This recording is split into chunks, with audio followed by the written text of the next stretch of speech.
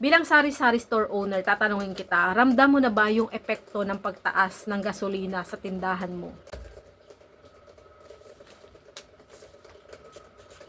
Hello mga kasari! So ngayon, nagsusulat ako ng mga paninda na nag-price increase. Kakukuha lang nung aking mga container ng tubig. Kaya ngayon nagsara na ako. So tumaas din yung kada container ng 5 pesos. Kaya ako nagsusulat nito para hindi ko rin makalimutan kung alin yung nagtaas. Baka mamaya ay ma-presyo ko sa customer ng old price. Saka makita rin ng mga anak ko, ng mag-ama ko, na ganito na yung presyo para hindi naman malugi. Kasi importante na may ganito. Kasi nasanay na tayo sa old price, di ba? Kasari, kahapon namili ako, kaya ngayon ako ay nag-check ng resibo at nakita ko may mga price increase, kaya nagsulat ako para sigurado. Ang masama dito mga kasari, taas ng taas yung puhunan natin, pero yung tubo natin ganun pa rin. Ayan, mamaya i-share ko sa inyo magkano yung puhunan at magkano yung benta ko. Kasi nako, ang laki-laki ng diferensya mga kasari. Wala nang tinta ang aking pentel pen. Pati ito nanawa na. Ito yung napansin ko mga kasari ha. Kapag usapang pagtaas ng mga gasolina, ang unang iniisip ng tao, naiisip natin ay ang apektado lang yung mga jeepney driver, mga tricycle driver, yung mga driver or yung public transportation kasi madalas gasolina talaga yung nagpapatakbo dyan, di ba? Kaso, parang ano kasi yan, domino. Pag ang gasolina ang tumaas, palibasa lahat ng tao, nakadepende yung operations nila. Yung mga kumpanya, nakadepende yung operations nila sa gasolina. Pati na rin yung mga products nila, tumataas. Kasi kasama yon sa puhunan nila. Kahit nga yung bayad or konsumo natin sa electricity, di ba? Medyo tataas din, sabi nila, balita. Pero ang hindi napapansin ng iba, isa din ang pinaka-apektado ay tayo mga sari-sari store owners. Bakit? Kasi mga kasari, hindi lang naman sila yung gumagamit ng mga sasakyan, hindi lang sila yung gumagamit na magpapatakbo ng sasakyan gamit ng gasolina, di ba? Tayo din, gumagamit din tayo ng sasakyan para makapamili tayo ng mga paninda natin. So, sino yung may mga sasakyan dyan, kahit tricycle or motor lang, kahit nga yung mga e-bike, dahil magtataas yung electricity ay apektado din sila. So sa totoo lang, ngayon sinusulit ko na yung pagpunta sa bayan. Katulad kahapon, namili ako, sinama ko na yung soft drinks, bigas, grocery, kung ano-ano pa. Pinuno ko na yung tricycle ko para once a week na lang ako pupunta sa bayan para makatipid. So ang ginagawa ko, iniipon ko muna yung kailangan ko dito sa tindahan bago ako bumiyahe. Para isang gastos lang sa gasolina. Kasi, bawat labas mo, gastos talaga yung katumbas niyan. Lalo ngayon talagang doble yung itinaas ng gasolina. So, ang problema ngayon pa, maya't maya ang taas ng puhunan ng mga paninda natin. Hindi lang isa, sunod-sunod yung mga nagtataas na puhunan ng ating mga paninda. Bakit tayo apektado sa mga pagtaas? Siyempre, lagi tayong apektado dyan. Kasi, kailangan din nating maglabas ng panibagong puhunan, mas malaking puhunan, kadalasan galing pa sa ipon natin. So, wala tayong magagawa para lang makapagpatuloy tayo sa pagtitindahan, maglalabas tayo ng ekstrang puhunan. Pero ang masakit dito, hindi naman agad tayo makapagtaas ng presyo. Kasi kung ano yung markup mo, yun pa rin. Kasi ayaw din naman nating mabigla yung mga customer natin sa pagtaas, di ba? So, halimbawa, yung bigas. Yung bigas ang pinaka number 1 na nagtaas talaga. So, dati, bago yung crisis na dahil dyan sa gera na yan, 53 pesos lang yung benta ko ng bigas na yan. Yung Hasmin rice, yung pula. Ngayon, umaabot na siya ng 67 pesos. So, yung dagdag ko, kada kilo dyan ay 8 pesos, nung 53 pa lang. Pero ngayon, 67 na siya. Ang add ko dyan ay 8 pesos pa rin. Diba? Nagtaas yung puhunan ko, pero yung kita ko, 8 pesos na nanatili. Kasi nga, ayaw ko nang dagdagan yun para hindi naman masaktan yung mga customer ko na bibili ng bigas. Sa LPG, naku grabe, kawawa yung mga nagtitinda ng mga fishball kikiam na ginagamitan ng LPG. Grabe din ang itinaas. Kasama pa yung mantika, yan pagsabayin. Last bili ko bago yung mga ganyang crisis ay 815. Ngayon nagtanong ako sa supplier ko 1,050 na. At syempre, konektado dyan yung butane. Kasi yun din yung binibenta ko dito. Maraming bumibili sa akin ng butane. Lagi ko yung sinishare sa inyo. Dati nakukuha ko pa ng mura sa online. Ngayon, wala na. Kaya mula sa 50 pesos na benta ko dati, ginawa ko ng 65 pesos. Kaya nandito yung mga presyo ko para hindi ko makalimutan yung bagong presyo. Kaya kahapon dumating yung aking delivery, buti naka-order pa ako. Pero mga kasari, after ko makapagpa-deliver ay tumaas na siya. So ito siguro mabebenta ko ba siya ng mas mura. Pero yung susunod mga kasari, after ko mag-check. So unboxing ko lang ito mga kasari, papakita ko sa inyo yung mga dineliver. Ako kasi, palibasa ako'y advance mag-isip. Alam ko na yung magiging scenario. Dahil nga, tumaas na or pataas na ng pataas yung mga LPG. Alam ko, butane kasabay din nun. Kasi tataas yung demand nito. Dahil mataas yung LPG, lahat ng tao magsiswitch sa butane na mas mura. So, itong tindahan ng butane, magtataas siya dahil sa sobrang taas ng demand. So, ganun, diba? So, ito guys, umorder ako ng 3 tig-4 na piraso kada pack. Pero, ang binili ko talaga, oh my God, natapon yung aking nire-repack. Natapon yung nire-repack kong tina. Dito tayo. Actually, ang binili ko, 2. Magkasunod yan kasi nga, para may free shipping pa.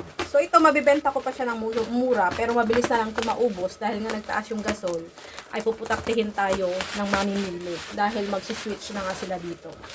So, ang susundin natin, sa susunod, yung bagong puhunan natin. Hindi naman tayo pwedeng hindi magtinda dahil nagtaas yung butane. Ano? Ang na-order ko ay 6 na tig-4 pieces. Kaya, may stock ulit tayo. Pero kahapon, may delivery ako from grocery at tindahang tapat. Tignan mo pati si tindahang tapat, nagtipid na rin sa resibo. Lahat nagtitipid kahit nga yung gobyerno ay ginawa na lang 4 days sa loob ng 1 linggo yung pasok nila kasi nag-OJT yung anak ko sa sa government office. So lahat nagtitipid na talaga. At eto mga kasari, dumating kahapon yung order ko, 12,000 pesos to yung pinagsamang grocery at tindahang tapat.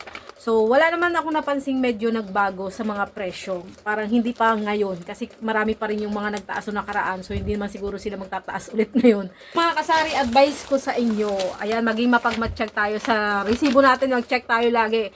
Baka hindi nyo napapansin, tumaas na pala yung puhunan natin. Pero yung benta natin ay doon pa rin sa old price. Ano po? Kasi sa panahon ng crisis ngayon mga kasari, ito ha, real talk tayo ha. Sa panahon ng krisis ngayon, mas tatagal yung may sapat na puhunan, yung may naipon habang kalakasan pa ng sari-sari store. Yung nagtiis para makaipon. Kasi ang totoo, patumal na ng patumal yung benta, di ba? So ngayon ay pahabaan na lang or padamihan na lang ng puhunan ang labanan ngayon. Yung mamimili natin, apektado din. Alam natin yan. Yung budget nila na dapat ibibili nila ng snacks sa sari-sari store, napupunta na lang sa panggas. At saka sa pandagdag sa mga mahal na bilihin, di ba? Lumiliit yung budget nila. Kaya tayo kailangan mas wise tayo sa pagninegosyo, pagtitindahan natin. So, ikaw, bilang sari-sari store owner, tatanungin kita, ramdam mo na ba yung epekto ng pagtaas ng gasolina sa tindahan mo? Kasi kung iisipin, ang layo natin sa anong connection ng gasolina sa tindahan natin. Pero merong connection yan mga kasari. Ayan, comment nyo sa baba ha kung paano naka-apekto sa inyo.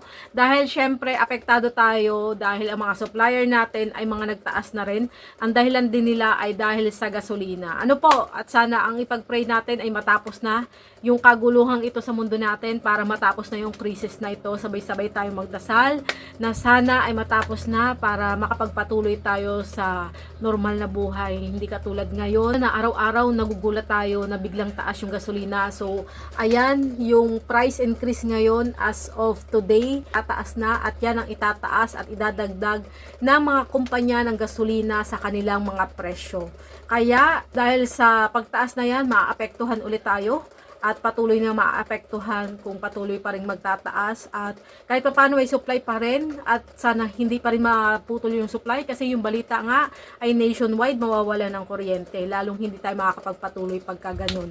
So bago yung mga kasari, bago ko tapusin itong video ko na to, i-share ko na rin sa inyo, isasama ko kayo sa pag-unboxing ng mga dumating na delivery sa akin para malaman nyo rin kung ano yung mga paninda or mga gamit na in-order ko dito sa online ngayon. Itong mabenta to sa akin mga kasari. Itong battery na King Giver. Dito tayo sa mumurahin. Kasi sa totoo lang, yung Everready ko na nabili, hindi siya ganun kaganda. Hindi ko alam kung peke yung nabili kong Everready. Kasi may peke ding Everready. Kung mapapansin nyo, madalas na napepekean yung mga sari-sari store na first time silang magtindahan. Sila yung unang pinupuntahan ng mga nagtitinda ng peke. Pero yung binilhan ko nitong huli na Everready sa tindahang tapat, trusted store yun. Pero feeling ko, hindi ko alam kung old stock nila, pero hindi masyadong gumagana sa relo. Yung customer ko na yung nagsabi. Kaya, nag-stick na lang ako dito sa King Giver na 40 pieces ang laman. Triple A yung in-order ko ngayon kasi may double A pa ako. Ang benta ko nito ay 25 pesos per pad, 7 pesos kada piraso. So, kung per pad yung bibili nila, may discount silang 3 pesos. So, next item or next parcel tayo mga kasari. So, eto mga kasari ay magtitira ako para sa amin.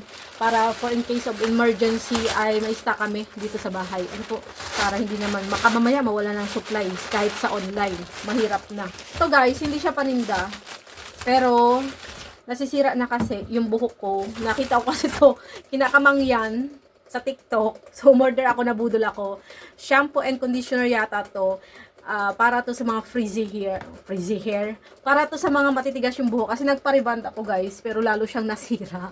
Kaya ako'y nakapuyod kahit ako'y naka-reband. Parang lalo siyang nasira, kaya bumili ako nito mga kasari.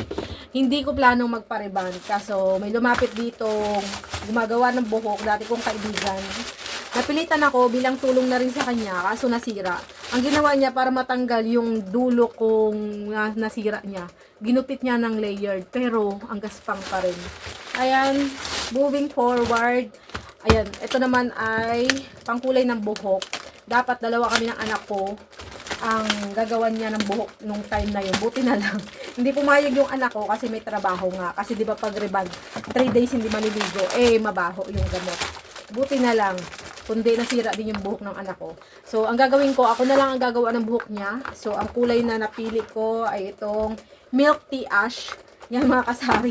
Tapos may freebies na siya. So, ang dali lang kasi sa totoo lang, ang presyo niya ng pakulay sa buhok ay 500 pesos. Magkano lang nabili to? Tapos, hindi pa namin mauubos yung pangkulay na to. May freebies pa, di ba? So, yung mga kasari, yung na-order ko. Tapos, ito meron pa. Mga ano pala, isa pa lang yung panindang na share ko sa inyo. Ay, ito. Pambuhok din mga kasari. Puro pambuhok. Ito naman, argan oil. Mga nabudol talaga ako, no? Ito naman, para din mawala yung frizzy hair. Talaga ang tigas, guys. Ayan, no? Sobrang tigas ng buhok ko. Hindi katulad ng unang reband ko sa iba. Ito ay Botox Keratin Hair Mask. Manonood na lang ako ng video kung paano ito gamitin. Pero pag bagong reband ka raw, ay dapat ay once a week lang ang pag-apply nito. Tapos, pag matagal na, pwede nang everyday. So, yan lang guys sa video ito. So, yan yung problema ko ngayon. Bukod sa langaw, na sobrang langaw ngayon dito sa amin. Ewan ko kung bakit malangaw dito ngayon naman sa San Jose. Dahil siguro sa mga poultry na yan. Kahit bilanggo na ako dito sa tindahan, malangaw pa rin. Yun yung dilemma ko ngayon, yung langaw at saka yung pagtaas ng bilihin na pangunahing bilihin natin na paninda dito sa sari-sari store. So, ngayon mga kasari, kunting tiyaga lang, kunting higpit ng sinturon para hindi mabawasan yung puhunan natin. Kasi sa panahon ngayon, patumal ng patumal kasi nagbabudget din yung ating mga customer. 'Di ba? So, apektado rin talaga sila. So, hanggang dito na mga kasari. Happy selling sa inyong lahat. Happy selling pa rin. Bye-bye po. God bless po. Bye-bye.